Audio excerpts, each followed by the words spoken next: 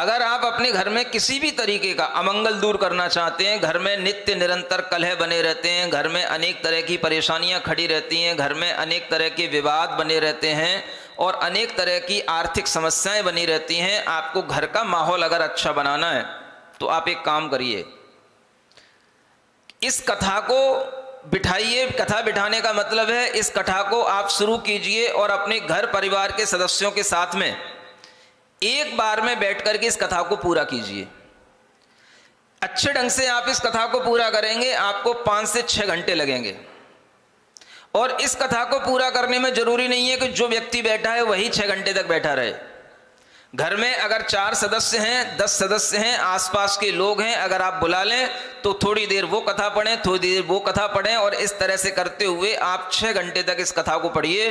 पार्श्वनाथ भगवान का अगर आप पूरा पुराण एक साथ पढ़ेंगे, एक साथ आप अगर इसका गुणगान पार्श्वनाथ भगवान के गुणों के माध्यम से करेंगे तो आपके जीवन के बहुत सारे अमंगल दूर होंगे। आपको इधर उधर भटकने की जरूरत नहीं पड़ेगी, किसी बाबा के पास जाने की जरूरत नहीं पड़ेगी, कहीं पर कोई हाथ में कुछ बनाने की जरूरत नहीं पड़ेगी, कहीं कुछ पहनने की जरूरत नहीं पड़ेगी और कहीं कुछ स्थापित करने की जरूरत नहीं पड़ेगी।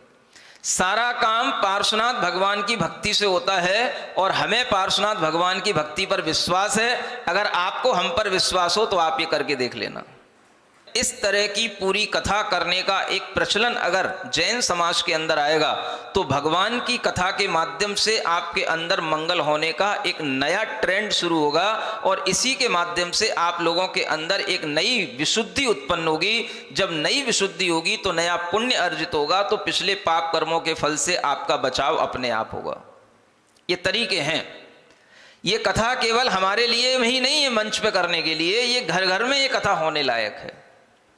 और इस तरह के मंगल कार्य जब भी आपको लगे, हमारे पुत्र का विवाह हो रहा है, बेटी कहीं बाहर पढ़ने जा रही है, घर में हमें नया घर खरीदा है, नई दुकान बनाई है, क्या करना है, 6 घंटे का एक पाठ रखिए। किसी पंडित की भी जरूरत नहीं है, आपको खुद पंडित बन जाइए।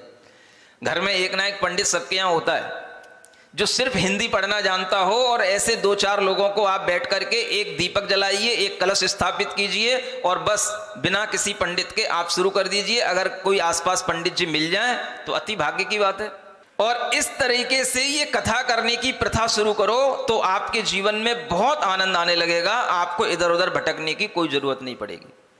आज मैं देख रहा हूं जैन समाज तीर्थंकरों की पूजा नहीं कर रहा है, तीर्थंकरों के गुणगान नहीं कर रहा है और इधर उधर की बातों में आकर के इधर उधर भटक भटक करके जाते हैं और बड़ी बड़ी राशि दे आते हैं, काम कुछ नहीं होता है।